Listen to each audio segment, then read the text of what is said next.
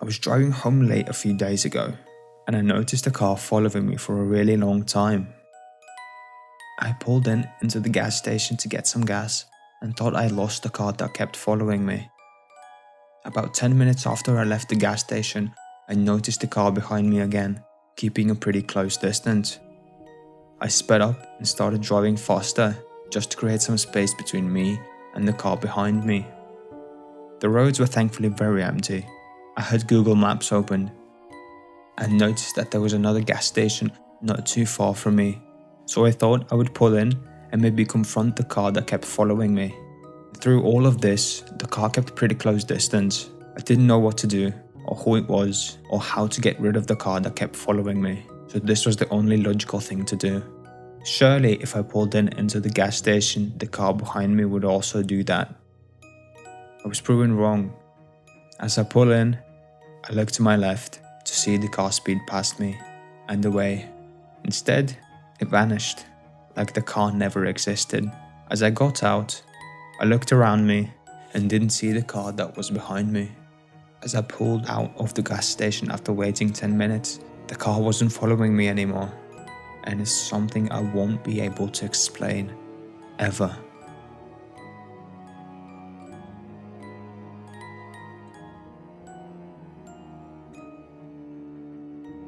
Coming home late one night from a friend's birthday party, I noticed a person climbing out of my room's window. My room was on the first floor, so it wouldn't have been that hard to break in. As I got closer, I noticed a car driving away opposite my street. I started to panic, thinking if everyone at home is alive. My heart started beating faster and faster.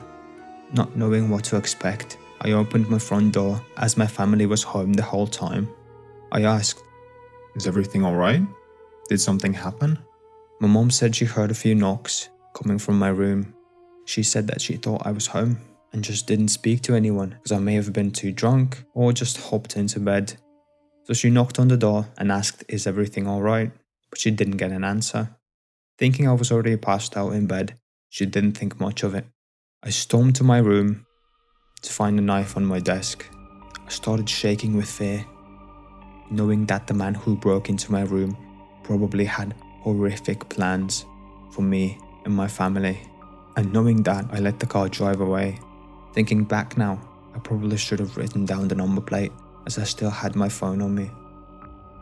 It's been 3 years since that happened now, and I still haven't told my parents what I found in my room that night.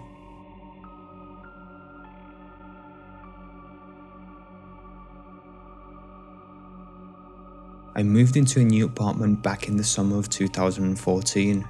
It was quite pricey too, but it was a really nice place, and the neighborhood was great.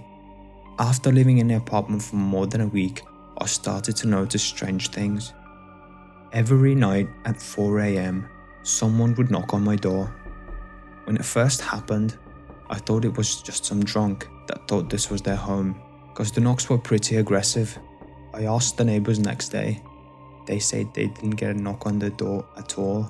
I started to think someone was after me, maybe just because I moved into this place they wanted. But the regular knocking didn't stop. Every night for 3 weeks, I would be up at 4 a.m, listening to the knocking and trying to fall asleep as I feared for my life, not knowing what was on the other side. I thought I couldn't take much more of this. I got up and out of bed, put on some clothes, and went to confront the mysterious knocker. I looked through the peephole, and it was just an empty hallway with the lights on.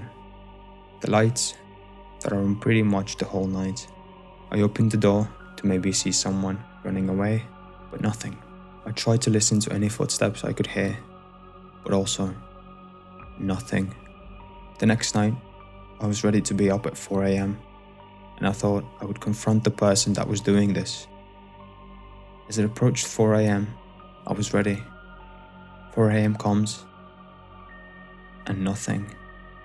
Not a single knock. That was weird, I thought.